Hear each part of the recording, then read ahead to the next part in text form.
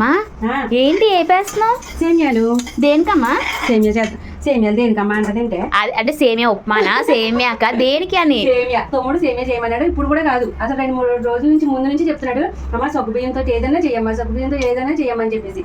కానీ నేను సగ్గు బియ్యంతో ఉత్తులు కాసిచ్చినా పర్వాలేదు అని అడుగుతున్నాడు అనమాట. సర్లే ఇంకా 2 రోజుల నుంచి అడుగుతున్నాడు అని చెప్పేసి అక్కడ పెట్టాడు తెచ్చుకోవడానే.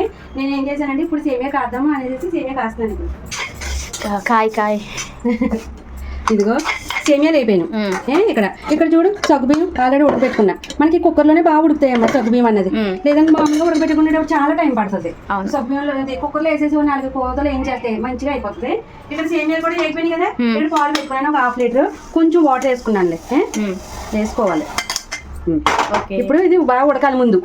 ఇప్పుడు నేను చెప్పిన విధంగా కనుక సేమియా కనుక చేసుకుంటే ఎలా ఉంటుంది మాత్రం నువ్వే చెప్పే. కానీ నువ్వు చేసిన సేమియా అయితే నేను తాగలుగుతాను తెలుసా.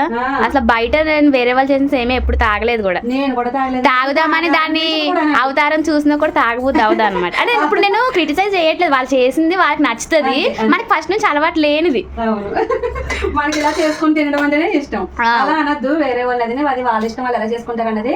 కానీ ఇప్పుడు అయితే నేను చెప్పిన ప్రాసెస్ లో కనుక సూపర్.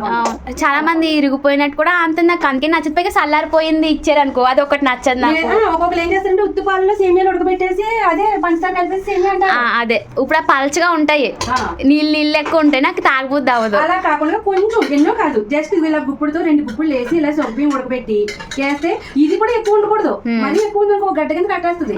వాళ్ళు పల్చగా ఉండాలి. పైగా చక్కగా ఇందులో ఈ థిక్నెస్, ఈ జిగుతత్వం, గమ్ము టైప్ ఉంటది కదా, అది చక్కగా కొంచెం క్రీమీగా బాగుంటది, చాలా బాగుంటది. చూపిస్తాను ఎలా ఉంటుంది. ఇదిగో ఇక్కడ సేమియాలు ఉడుకుతున్నాయి కదా, ఒక 4-5 ఇలాచీలు చక్కగా చితగొట్టుకొని ఇందులో వేసి మరగబెట్టేసుకోవాలి. ఇక్కడ ఇదిగో ఆల్రెడీ నెయ్యి వేసుకొని నేను కాజు వేపుకుంటున్నాను.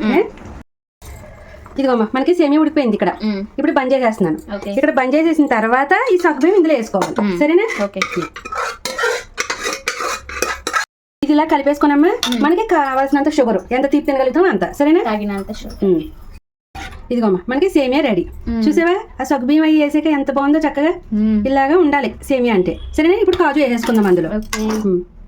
ఇదిగోమ్మా మనం వేపుకున్న కాజు వేసేయండి, తినేద్దామే. ఇదిగోమ్మా సేమియా రెడీ. ఆహా, ఇంకెలా తింటే ఎలా ఉంటది, సూపర్ గా ఇలా చేసుకోవాలి సేమియా అంటే. అద్భుతం అద్భుతం, ఆహా అద్భుతం. చూడడానికి ఎంత బాగుందో, సూపర్, అదిరిపోయింది.